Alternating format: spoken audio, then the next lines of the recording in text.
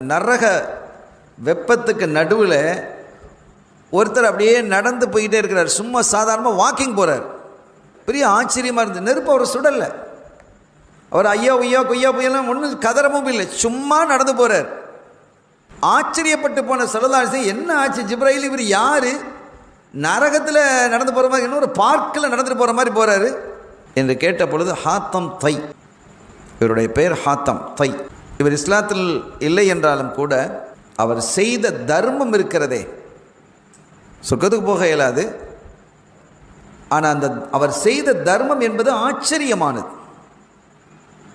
நினைத்து கூட பார்க்க முடியாத தர்மங்களை அவர் செய்தார். அவ்வளவு மன நிறைவோடு செய்தார்.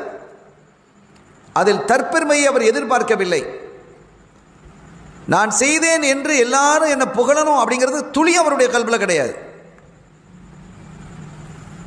அவர் தாராளமாக மக்களினுடைய நலனுக்காக, உயர்வுக்காக, பாதுகாப்புக்காக அள்ளி அள்ளி கொடுத்த மனிதர், ஒரு ஆச்சரியமான மனிதர் என்று யார் சொல்றார்?